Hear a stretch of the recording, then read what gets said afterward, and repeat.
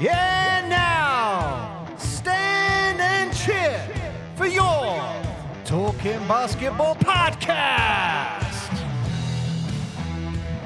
Welcome back to this episode. This is the second part of a double header. If you haven't heard the first, go back and listen to it. If you can't be bothered, that's all right. Just keep listening to this one, and hopefully you enjoy it. And don't forget, like and subscribe. I hate it when people say that. One of the things that you've mentioned, it was just a fleeting comment. You mentioned scouting, and we're coming towards the end of the season. Obviously, you've still got to get through to the finals and win that, obviously. But once you get through, make that happen, what point do you start thinking about next season? And if you are looking at players, how do you integrate new players? He's not allowed Simon Oliniyi-Perkun from the Portsmouth Force. No. He's got to stay with us. And I can confirm I'm not available. I'm sorry. Well, they were the two pressing issues there, so I'm glad you put them out in the open. Yeah, so that's obviously been also some learning for me over the past couple of years, just in terms of the context of recruitment, and I've recruited prior, but it's obviously different in this job, in this role. So yeah, we this season in particular, going into next season, we for sure want to try and keep some of the players. Me saying that, it's very nuanced because there's a lot of factors that can influence that. Yeah. Players who have done well, who you generally want to try and keep, are also going to have some other offers and some other considerations. And ultimately a player has a short career, and whilst every player will make the decision for recruitment based upon their own kind of needs, monetary is usually the top. If there's not a massive monetary difference from one offer to the next, maybe it's like your living conditions, your language in the country, what's your actual off-court life like.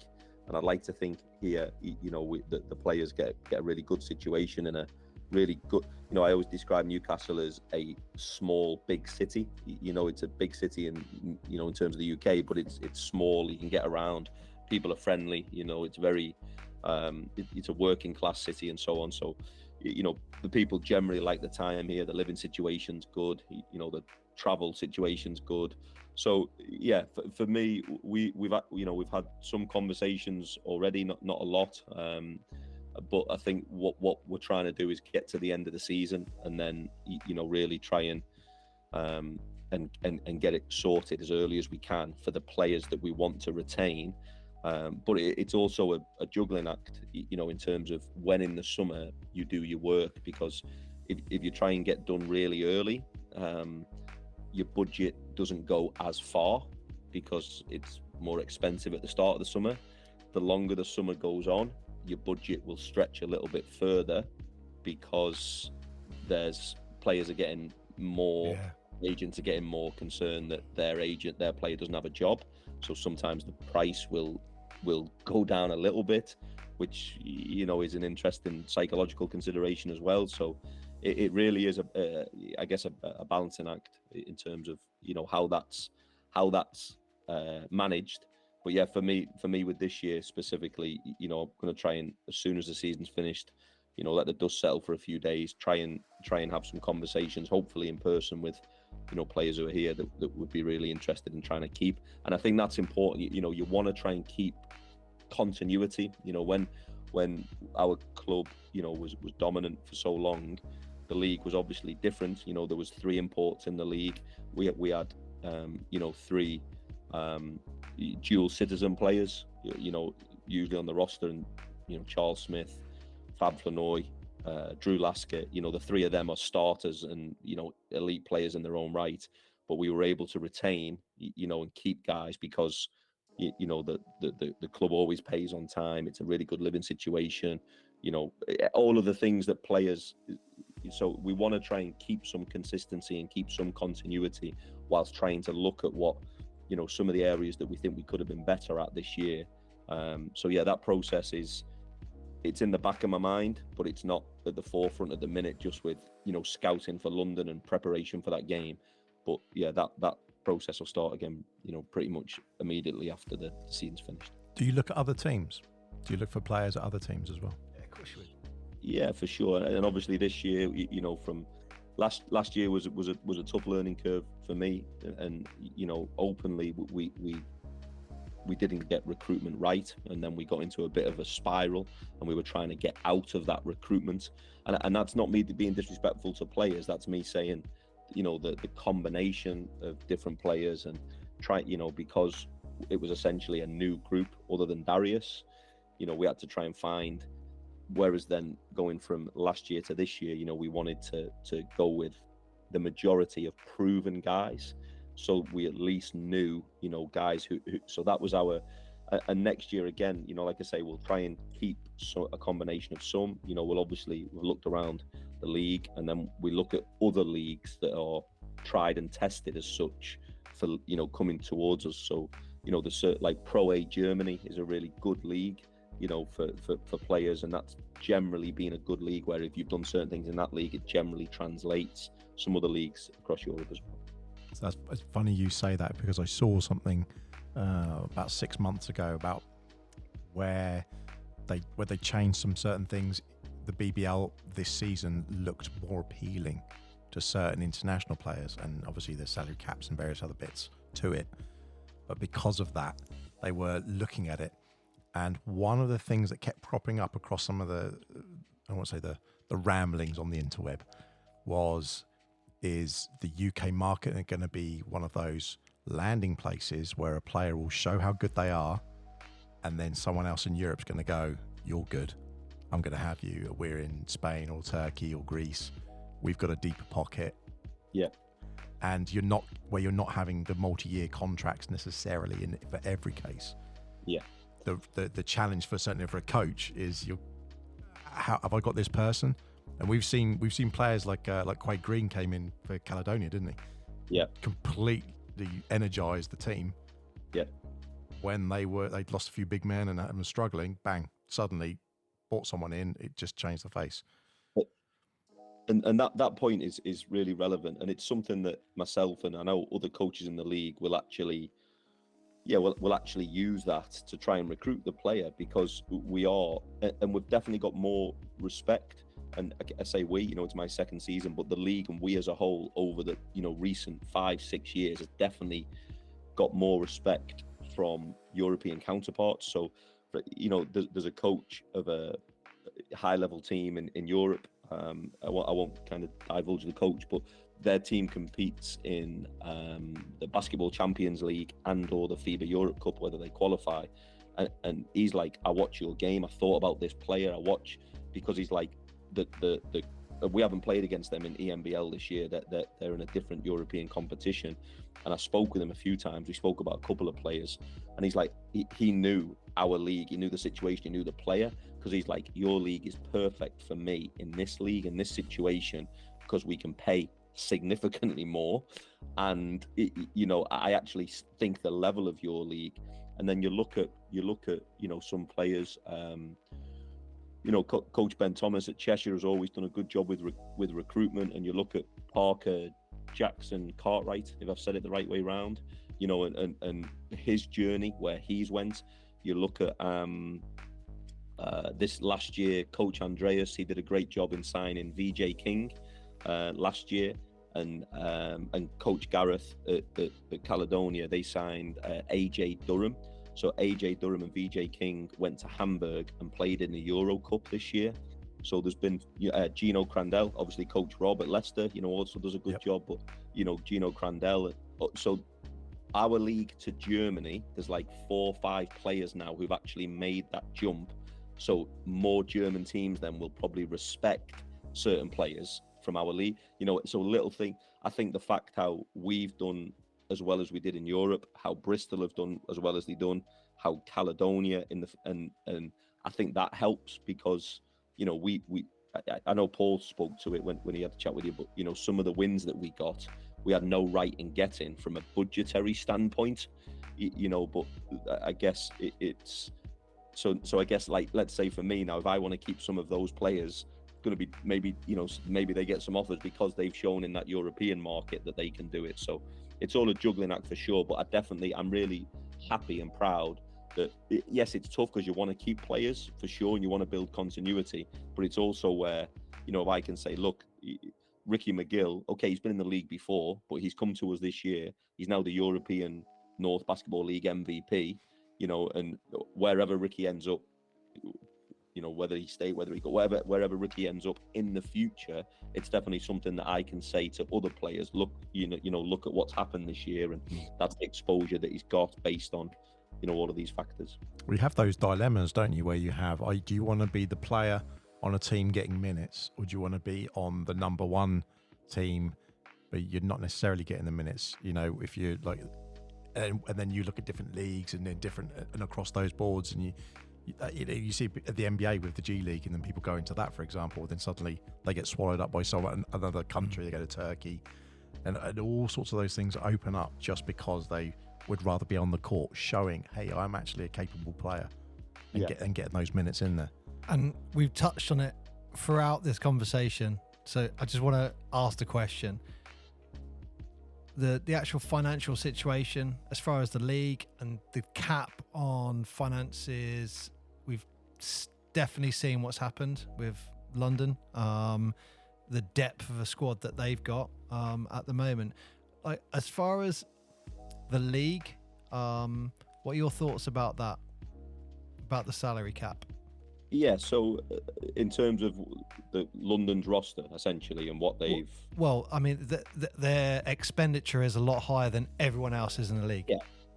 So I guess my individual thoughts are, and, I see a lot of the narrative on this, and the first thing is that if anyone's talking about British basketball, it's good. Genuinely, it's good. It helps, promote growth and interest, and it sparks debate. Yeah. It's healthy and it's positive. That's the first thing.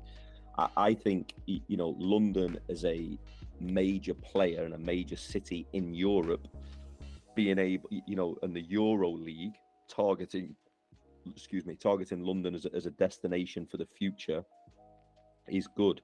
You look at the Euro League this year and you look at the attendances, some of the major cities that they've had. I think most EuroLeague teams this year has had growth on attendance. So again, anything for me that helps grow and that helps promote. And for me, when I'm talking to agents and I'm talking to teams, a lot, like, our league's more visible now for a lot of reasons, but they all talk about London. They're all aware of London. Yeah. So when I'm saying, I want to recruit somebody, and I'm like, look, we're going to get a minimum of 4 games against a Euro Cup team, a minimum. Straight away, that's something where a player is like, that's amazing. It gives me a different opportunity. It gives, puts me in a different shop window. So, I understand the benefit that London has to me and my program and my team, and it does have a benefit of that. In terms of the actual competition, you've shown this, they lost 3 games in the league this year. We beat them at their place. Yeah. On the, they would say they played in the Euro Cup on the Wednesday, and then they played us on the Thursday. So, schedule wise, it was tough for them. That was their problem, not mine. And they definitely, were, in terms of how they were managing their roster. But yeah, you look at what Cheshire did in the final, that was again, an upset for the ages for sure.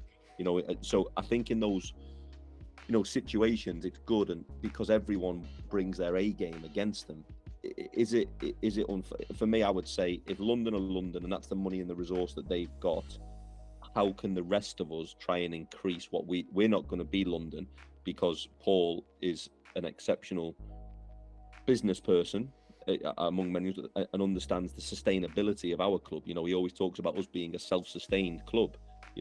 Every penny that we spend, we have to generate. So that's something that the model is Paul, not me. Paul has shown that model is us. So if we want to try and bridge the gap to London, how can we do that? Now, we're not able to get to where they are and to where we are in terms of that. So there's two sides to everything. I think for me at the minute, if London have the opportunity to help grow British basketball, I think the positives outweigh the negatives. There's some competition negatives where every single year, if they are operating within the resource that they have, is it likely that they're going to be dominant domestically? Yes, it is. You know, that's unfortunately the way it is. But I think on the whole, do the positives outweigh it? Yes.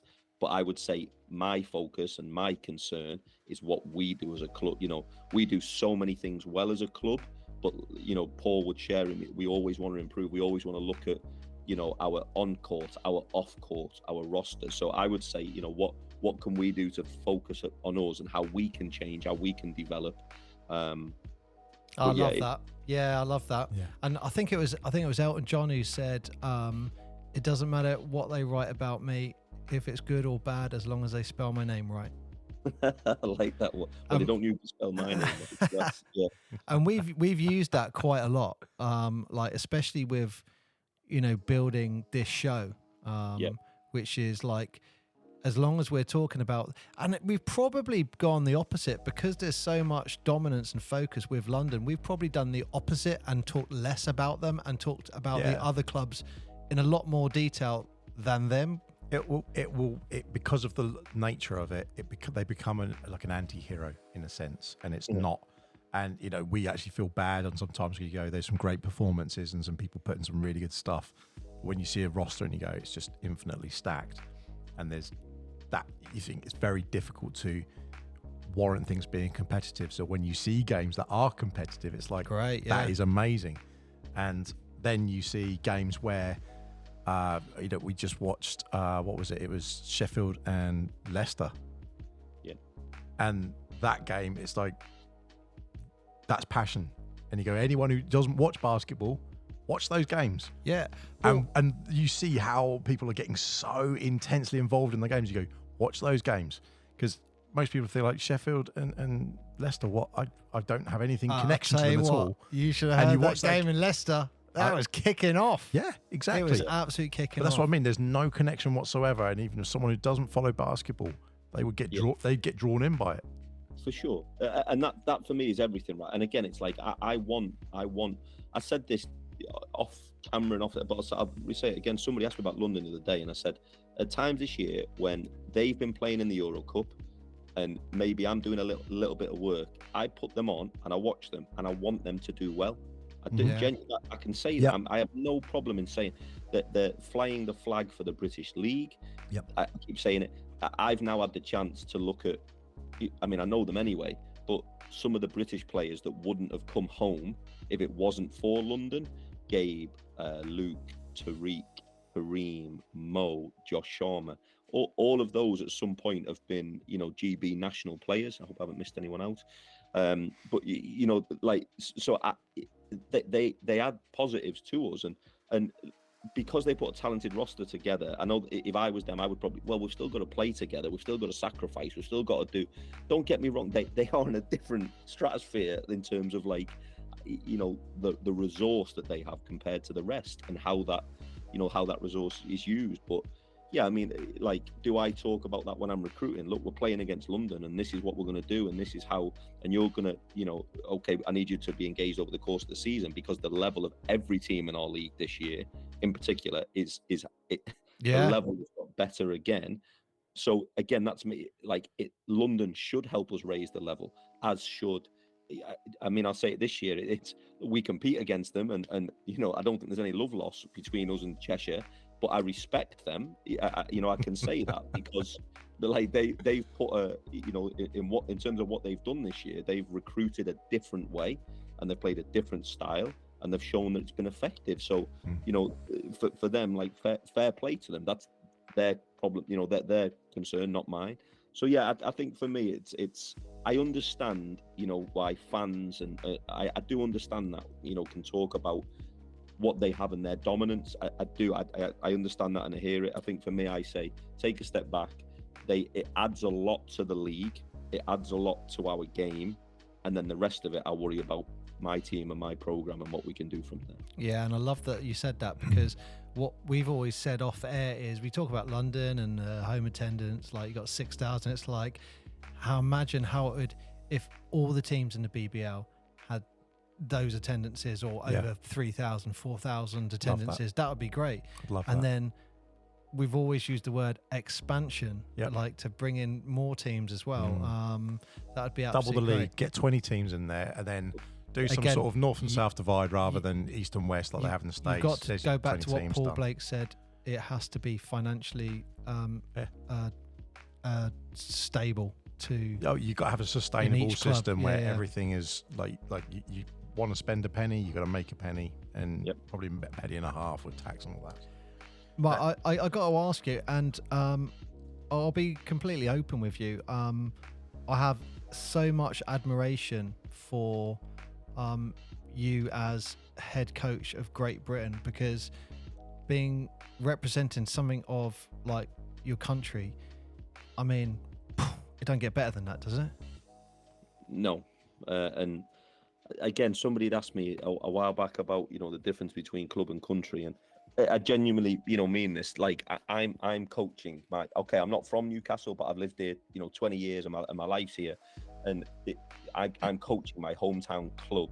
I can't tell you how good that is, and I feel connected, and I tell that to the guys here. I mean, I know Andreas Kapoulas at Bristol is to say that's his club. He's built that club, so so I have that connection with Newcastle and with the Eagles and with my city and the club, and that is the connection I have. But obviously, I'm a proud patriot. I was fortunate to play for England under 18s, but that was the pinnacle of my playing as such. And after that, I then started coaching, and I coached England under 15s as an assistant, under 16s as an assistant, under 18s as an assistant, under 20s as an assistant, under 20s as a head coach, the seniors as a second assistant, the seniors as a first assistant, the seniors as a interim, whatever you want to call it, and then and I cannot tell you the feeling of standing out there with and at the time it was God Save Your Queen, and then in more recent times God Save Your King, and that is blaring, and you're about to go into battle, and I say this to the guys in every window, that from when you were playing basketball with your mates in the park, or you pick a ball up for the first time and you're playing and it's pure, after that, basketball, the further you progress, the less pure it becomes, because it's a business and it's cutthroat and everything. But the only time after you progress and you let's say 18 plus, the only time it becomes pure again is when you're wearing your national team jersey.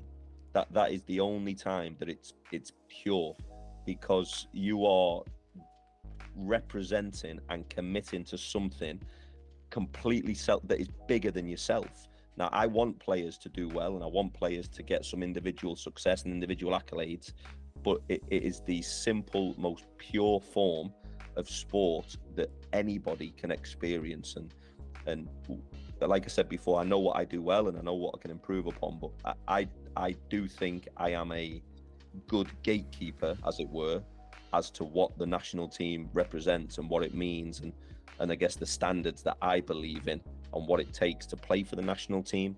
And that's something that, I'm really proud of, I guess, my journey on getting there, and hopefully it's to be continued. We want to build again in this next cycle with GB, and we're going through a bit of an evolution with some of the senior guys that I've been fortunate to work with moving on, and some of the younger guys coming through, but it's just pure. It is just the most pure thing that you can experience from a basketball standpoint. I was getting goosebumps when you were talking about. Honestly, I mean, standing. you can see his smile. Looked, I was like, That's super. I want to say makes me feel proud, but it's great hearing that. That is great to hear that. Well, I mean, look, everyone's patriotic, especially when it comes to their country, and when we see England, Great Britain play, we're 100% behind them, and I can't even imagine what it feels like to be standing there as a head coach, listening to God Save the King.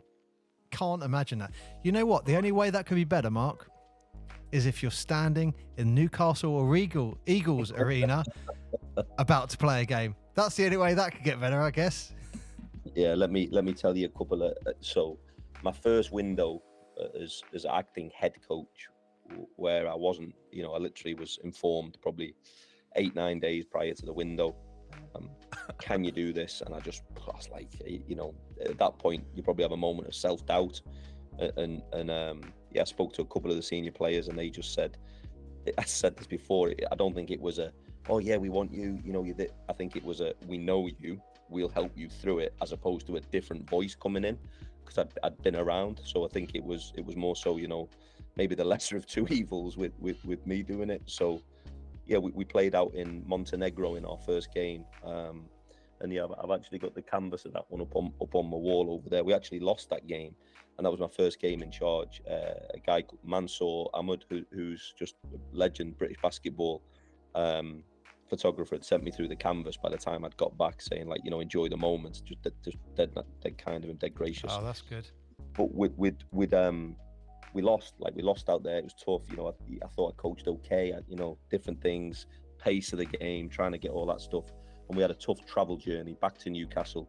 And then the mood was challenging the next time. And then we played Germany at home, and again being stood out there, my family at the game, all of it. Just that is great. Yeah, so good.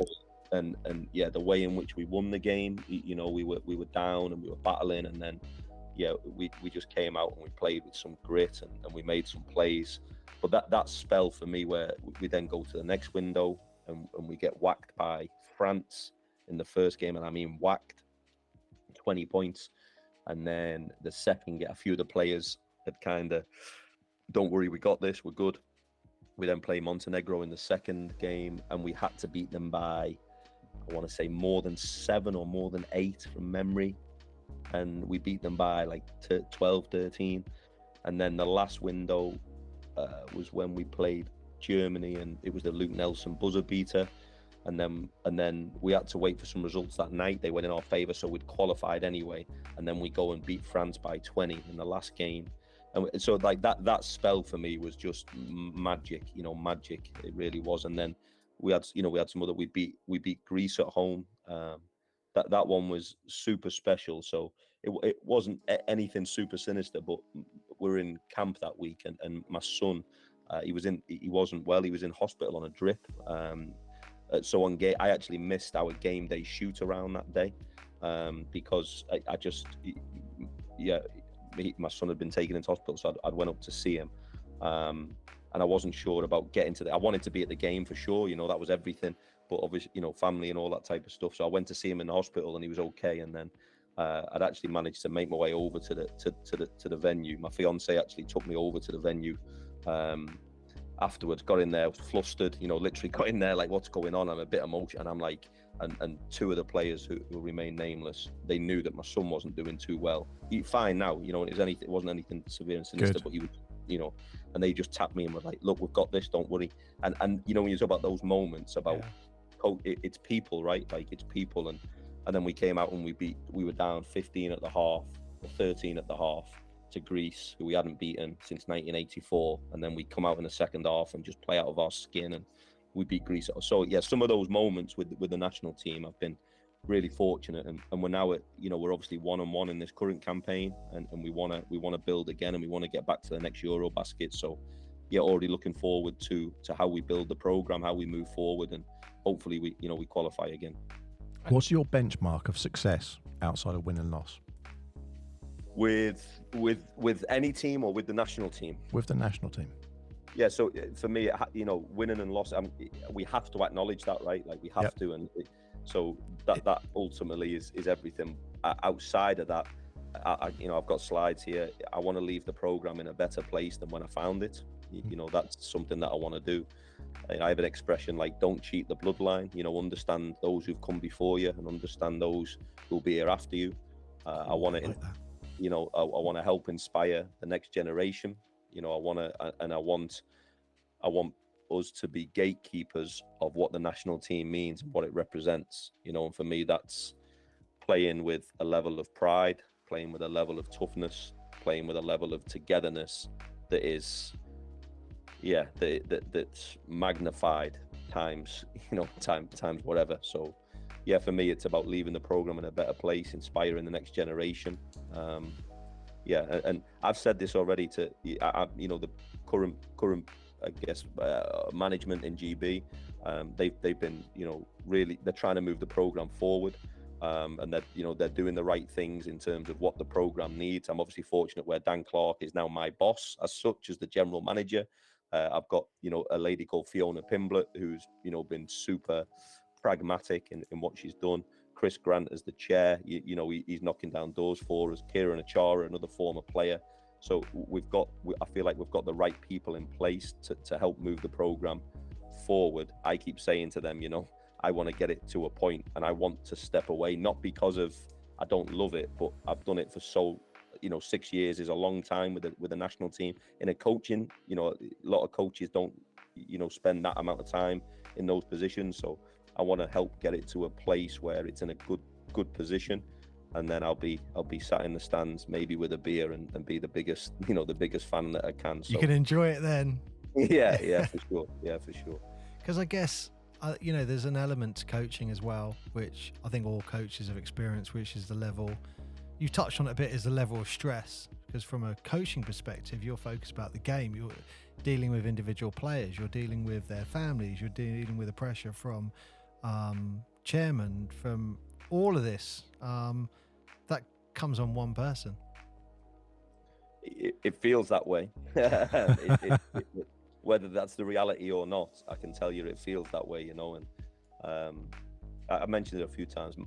My fiance is just she's just different class in terms of supporting me, and sometimes with not understanding how difficult I can be when the stress is mounting on me, and she's just different class human being in terms of how she supports me.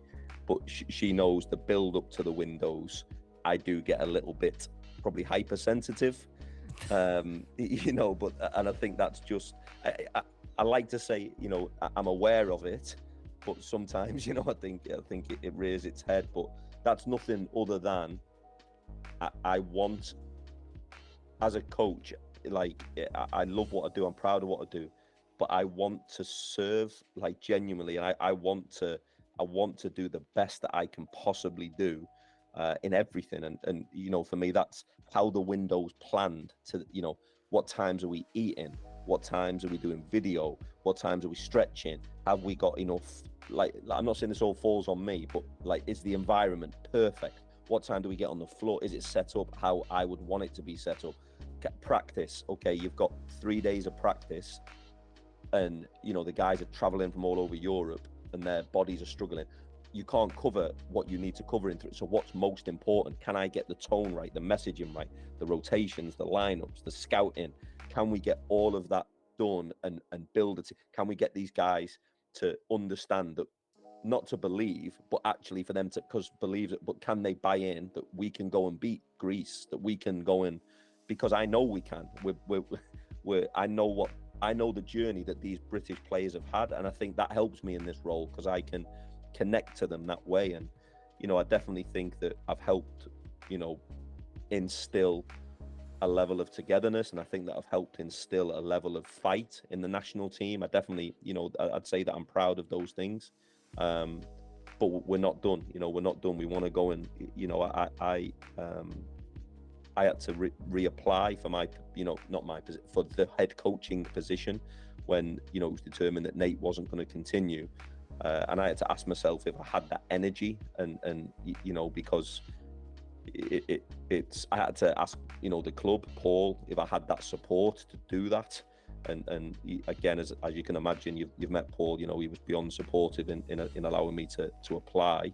And then once I got given that, I knew it was the right decision. Once I got given it was the right decision for me. And yeah, I'm super energized, refreshed, and just want us to build. I want to embed some young players. I want them to feel that they belong at this level. I want them to understand what it takes at this level, and I want us to go and be the nation that we can, where it's not, oh, good job we've qualified. I want to be ever present at tournaments. You know, GB are there no matter what, and we're there, and we're not just there to compete. We're there to win. You know, we're there to make it, and we've got a long way to go with that. We really have. But I'm excited, and I'm loving the journey. Yeah, I can't tell you that enough. And I think I'm going to speak on behalf of the entire country when I'll say we are all behind you and the rest of the guys. And, you know, it's one of those things that we all want to see GB get there. We all want to put the TV on and watch it. I want to see them go up that FIBA ranking. I want to see that just go up a little, because we did a show ages ago. We were looking through the FIBA rankings, and at first it was like, why is GB where it sits in the FIBA ranking? But then you start looking at the teams above and you go, oh yeah, and qualification and stuff like that. We play in Europe and look at all these teams. You've got Lithuania, Latvia, Germany, Australia's like, okay, like half of Europe is it? Would you say it's arguably the hardest qualifying continent, I guess, isn't it? No question. Yeah, no question. I mean, you say the rankings themselves, you look at it in terms of, you know, obviously the, you know, people at Olympics, and I think the Eurobasket is okay, so you've got in the World Cup, you've got America, and you've got, you know, Canada and these teams. Yeah. So but just because of the depth of teams in the World Cup, every continent is represented. I you know, for me, Eurobasket is up there with one of the most difficult tournaments in the world because of, I mean, and again, it's you know, I've only been to one Eurobasket, so I lean on, you know, Dan, my general manager, because he's been on to multiple. But you know, when the draw came out, you know, we've got Ukraine and we've got Estonia. That's 2 wins, and I'm like, nope. and don't get me wrong, the mindset should, you know, we should be like, yeah, you know.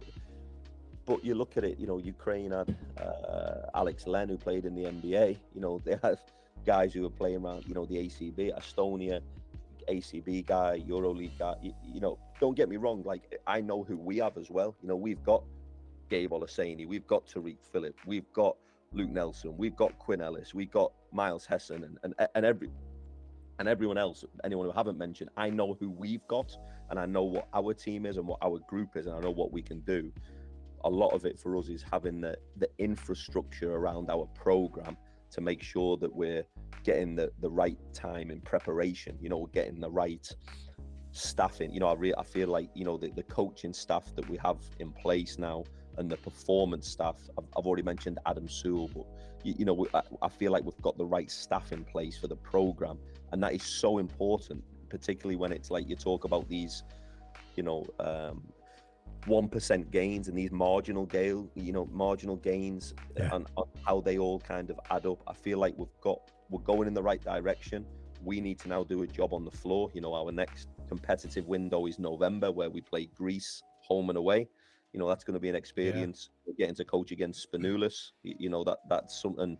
Getting to play against them again, and then after that, you know, we have Netherlands away and the Czech Republic at home. So yeah, that's the you know, the short-term competition goals for sure. And there's warm-up in the O2, I believe. Yeah, South Sudan. That's right. Yeah, we're playing South Sudan. So we have some other fixtures as well. But yeah, we're excited to get, you know, a summer program where we can actually look at some of the younger guys. We can look at some of the guys who've been on the periphery, and that's not disrespectful to them. It's the windows, because you only get 3 practice sessions. You're bringing in 14 guys. You've got an idea who've, you know, your top 8, 9 are. It's really difficult, you know.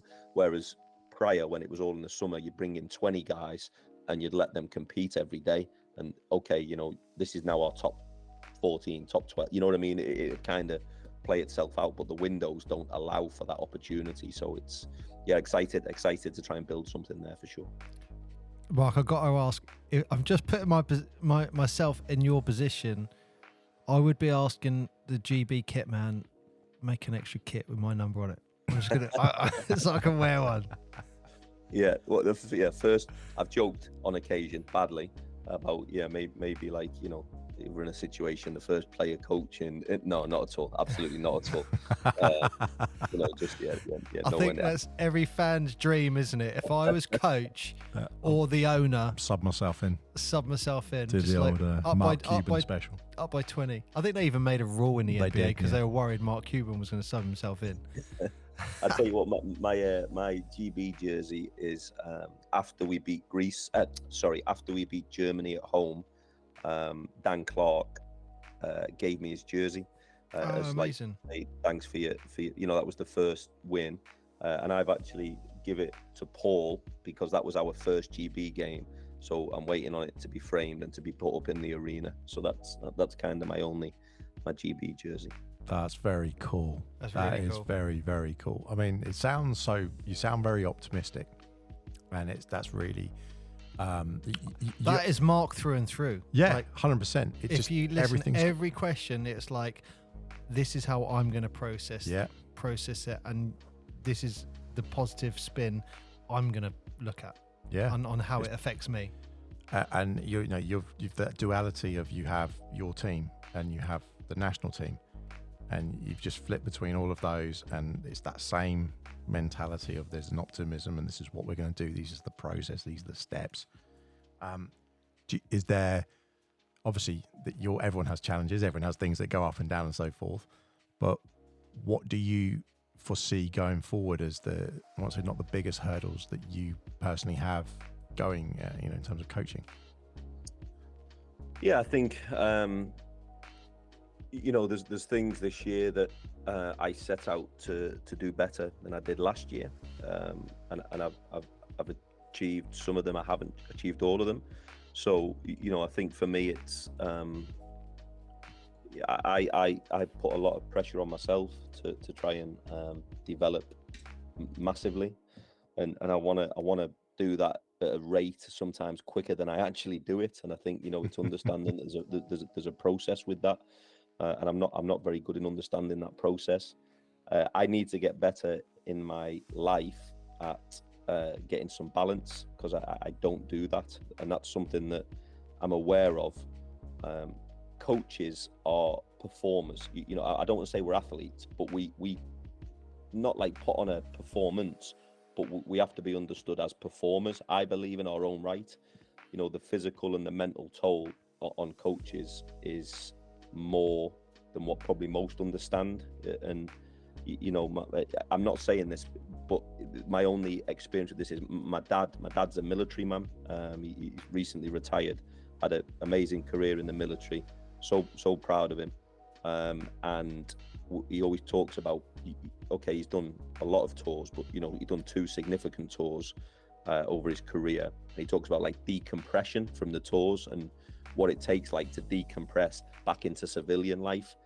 I'm not using, but when me and him talk and I'm saying like, Dad, I'm stressed, I'm this, I'm that, and it takes a minute, and he's like, oh, that's decompression from I'm not saying it's the same, because I'm not I'm not putting my life in danger, but I'm just saying that's the only comparison that I've had where at times, I want to be a better partner, a better father, a better friend, a better son, and honestly, I think that's a challenge that I need to try and find a way to get better balance in my life, based on the parameters. But other than that, the biggest challenge at the minute, I'm quite short term, where I want to build at the club, and to do that, we got to make sure we get the right results. I have to make sure that we get the right results. That's my responsibility, and that's responsibility I fully accept. So, for me, it's probably short term to say, how can we improve the team again?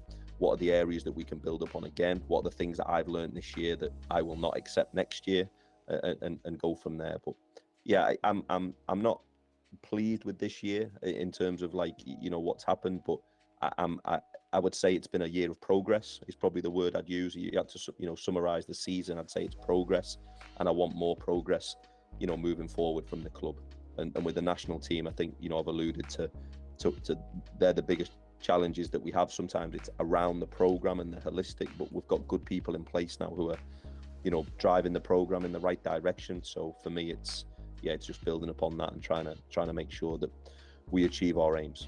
Yeah, I can imagine scheduling your life would be a nightmare.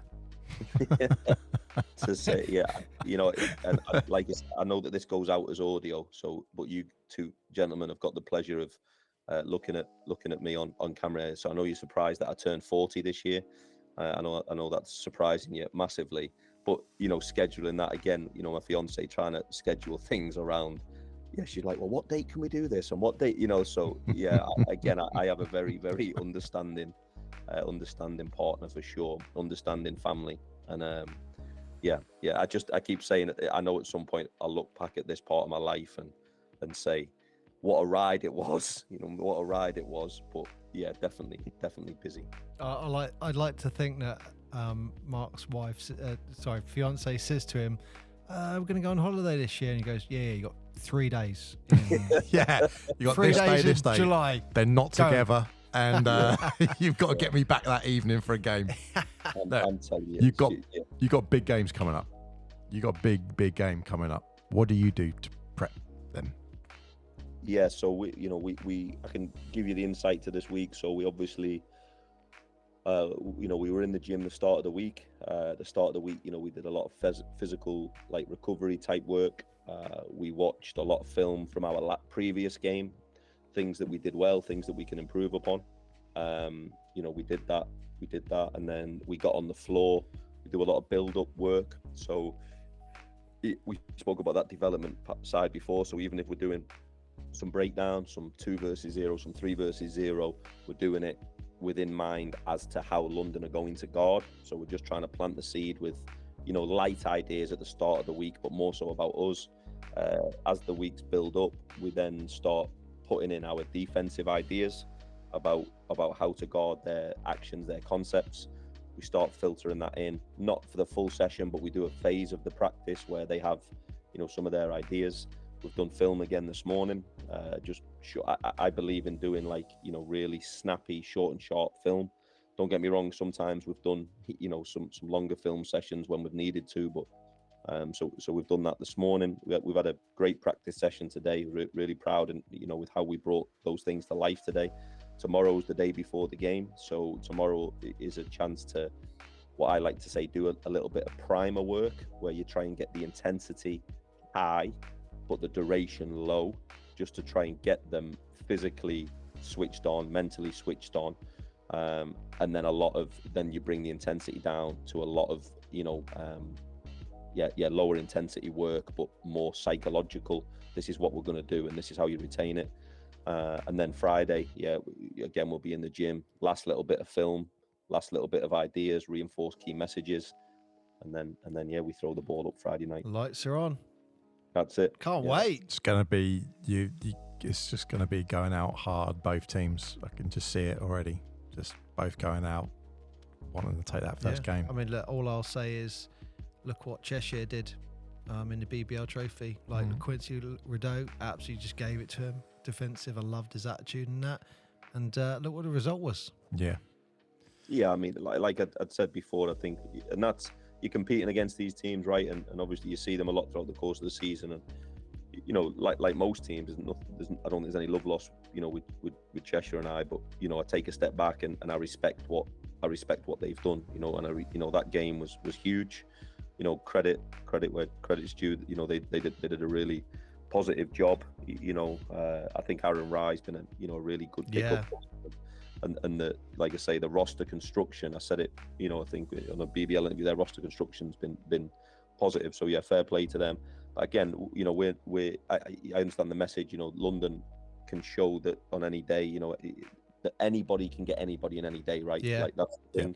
But we've got to be us, and you know, we've got to play with that level of assertiveness and that level of belief, and we've got to execute the things that we set out to execute. The guys again today showed me that, you know, they bought into that. So yeah, let's see where we're at. It's a big challenge, but that's why we do it, right? That's why sport's amazing. You know, it's for you know, these ideas and, you know, these moments. So yeah, we know that, you know, it's a monumental challenge. We know that, but we're excited to have the opportunity for sure. Particularly at home. I can't wait. Friday night. Watching. That'll be a good one. Good news is my wife's away this weekend.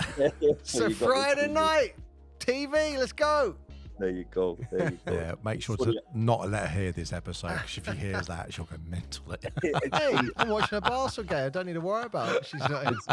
Funny, you know. Sunday, I didn't have my son, and my fiance was also away, and I watched my game back from Friday. At 3:00, I watched the BBL game, Leicester.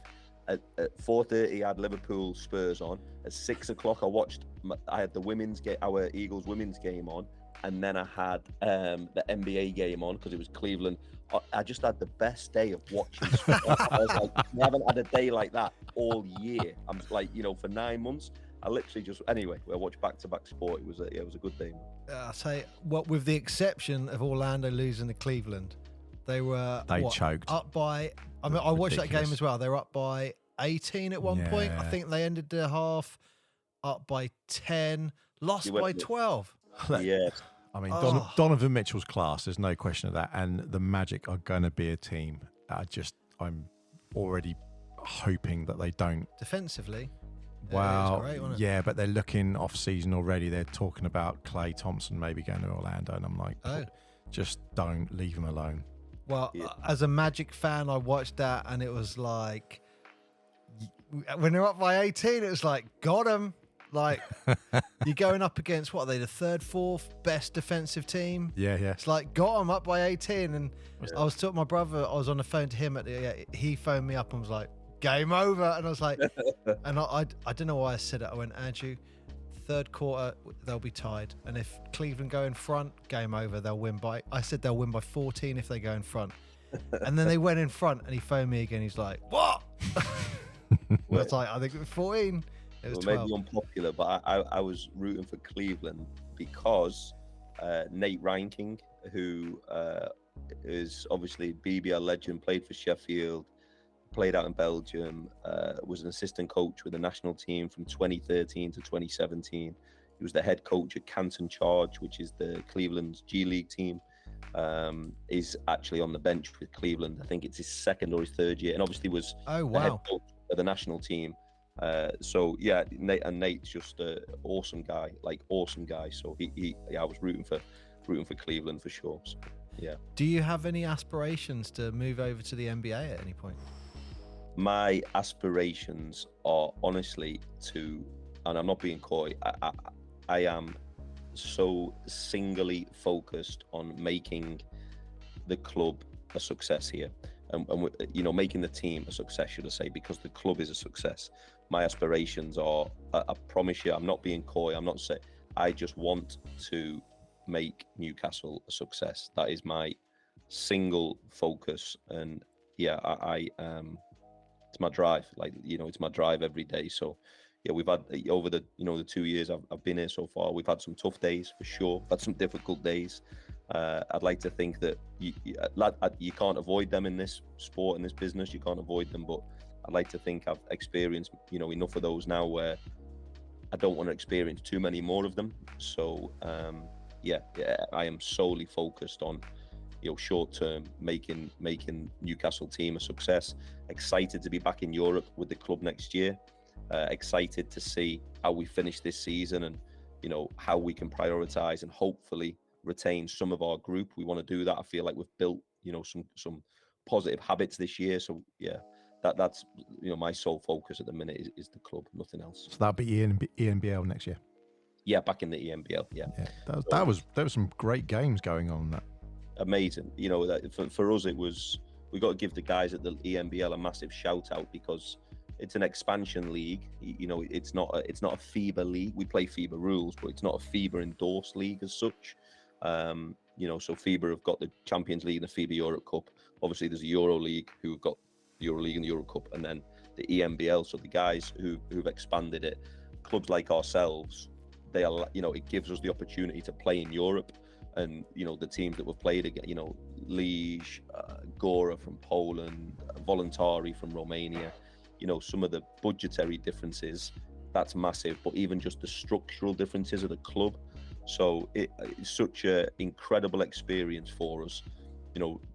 Pleased I thought we should have been 6-1. I thought we got hosed in our first game in Lithuania, but I'd take 5-2. Really thought that we could have got to the final four and made some noise, but learning experience and hopefully we're able to reflect upon it. But really excited next year, back in another year back in the British Basketball League, hopefully with retaining some players and hopefully achieving what we want to in the EMBL too.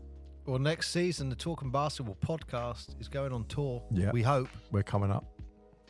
So I will definitely come up to Newcastle. What I have said, if Mark doesn't go, I'm going to take my wife. So I said to her the other day, I said, we're going to have a little trip and a night out in Newcastle. Are you right for that? She goes, yeah. I said, we just got to go and watch a basketball game first, and then we'll have a night out. She was all right with that. Or you can come, Mark.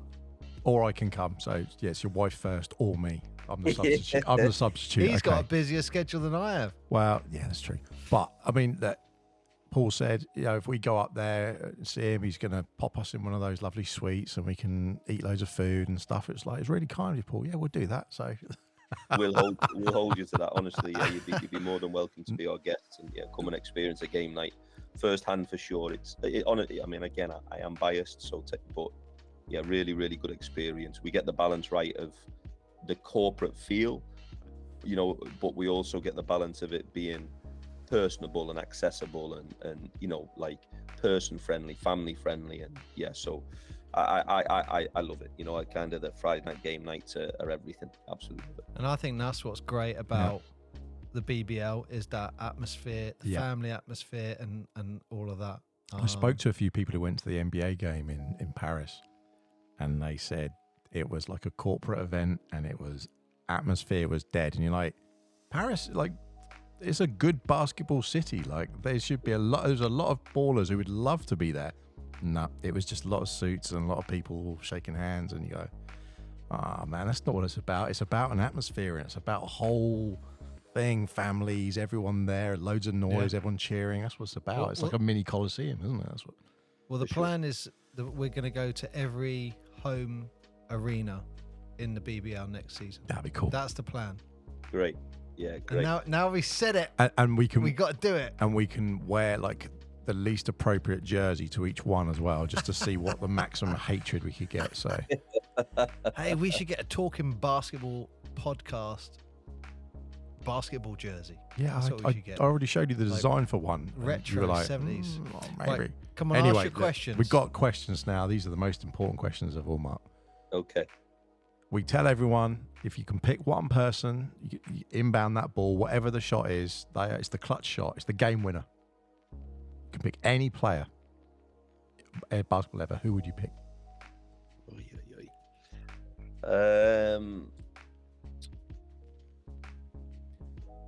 Okay, so it doesn't have to be anybody that I've worked with or played. No, with. you could pick Robert Ory if you really wanted to. Funny you said him. I was thinking him before. I missed a money shot. He did it a big shot. Yeah. Was it game 3 or 4 once? Yeah, multiple. He's got 7 rings. He's got more rings than Jordan. It's just. I'd probably go with. Please pick Robert Ory. No. I was gonna say Ray Allen. I Yes. think I'd probably go with Ray Allen, who's done it right. You start going there, you go Kobe. You go Kobe just because of his mindset and obviously, just every big opportunity took that. Obviously, you go MJ. LeBron is probably my all-time favorite player, but he always makes the right decision. Sometimes that's him not shooting the ball. Sometimes that's him playmate. I'd probably go Ray Allen. Yeah. Nice, I like that. I think one of my personal favorite looking shots. If you're going to say the best looking shot, I think Ray Allen would be up there for perfection. Definitely. Just like the jump, the release, everything looks perfect. And he's on the Sonics, so that's always a win for me. You know that. But his famous one where he does the fake and he fakes the guy, he jumps past him. He's like, perfect. Yeah. I think absolutely my personal favorite one is the one Boston. When he's in the corner. Miami series. Yeah, Miami. Series. When they actually bring the trophy in because they think they're done, and and they see it and he shoots and he goes, "Get that out of here" or something like that. That's the best one. Yeah, that's a good. Okay, I've just got to stop on that. You said LeBron always makes the right play. when he took that 3 in the playoffs, and he had 16 seconds left or whatever it was. Is that from the series just gone? The series just gone in the playoffs, so there's no spoilers for anyone. Was that the right play on a coach's? If you were the coach there and you saw LeBron, I'm going to hit that 3 there and then. I didn't see it. Honestly, I didn't. So I couldn't, based on what you said, the situation. But I'm talking about like over the course of his career. Yeah. Generally, there's times when like he's sprayed the ball to Mario Chalmers in the corner. And he's, people have said, MJ would have took that one, but he's actually drew 2 or 3 guys on help and made the right play to a 40% plus 3-point shooter at the time. But I didn't see enough of was that the Denver series? Yeah. Look if you see the highlight, it's basically the last like 16 seconds, but he's open. He's at the top of the key and he's open, and everyone's saying, he shouldn't have taken a shot. It's like, it's an open shot. Why would he not? I think he was like 3 and 7 or something like that. It's like he was over 45% from the 3. Like, why would he not have taken? And there was no one defending him. Literally an open shot. He had enough time to sit and do it. But a load of people slanted him, and obviously they missed that. Then they went the other end and lost. Yeah, I'll tell you what as well. I don't know but I'll give you a follow up as well. I'll say if it was a GB situation, just because we've had that before, I would go to Luke Nelson. I knew I knew you were gonna say that. That's because of that clutch shot. I was thinking as soon as you said GB, I was like, Luke Nelson. Yeah. We had his dad on the show a few weeks back. Yeah. So Steve, I don't know. I've only know Steve in passing via Luke. He's been to a few of the games in Newcastle, and another one who they're gracious with his time and so on, which was nice guy. I'm aware of his career for sure. And I think I listened to him on Sam's podcast a few years back. But if he's been on, I'll listen to the episode here. But Luke's just got that. Obviously we had the situation against Germany and he made the right play. But watching him over the course of his career as well, he hit a game winner for, I want to say it was the under 18s, I believe, in Greece. He's hit multiple game winners, and he's absolutely not afraid of the moment. So yeah. So it comes to the top 5 and Pine. You got to pick your all-time starting 5, and then 1 on the bench. All-time starting 5 and 1 on the bench. And who's going to coach you? And you're a coach, so you get a coach one as well. So okay, right. So am I going like NBA kind of players? Whatever you want. Whatever you want. You can mix it out. You could have FIBA, NBA, National League, Junior League. It's so hard. Sub yourself in. I know. Wow, it's so hard with those parameters. If I can say that when we said this to Paul Blake, he was umming and ahhing, and he was like changing. I think his 5th spot, he changed it about 4 times. He was like, no, I really need to think about this. Went back again. No, I'm going to put this person in. But they don't go together. Did they all play together, or what is it going to be? Did he do an Eagles one, or like it just an all time? He did an all time one. I think he did all time. I believe. Right, I'm gonna go. Charles Barkley was probably one of my favorite players, so I'm gonna throw him in at the 4. Always going numbers as well. He's getting tactical. Yeah. I'm gonna go Jokic at the 5, because what he does and has been doing, I know they're having some difficulty right now, but I absolutely love Jokic. I'm gonna go LeBron at the 3, and now I need shooting. I'm gonna go Steph at the 1, who's just revolutionized the game, and at the 2, I'm gonna go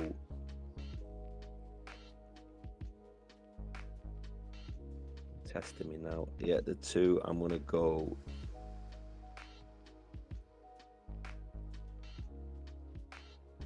I think I'm gonna go back to Ray Allen. Oh, okay. And I know, like, you go your obvious ones, like you go Kobe,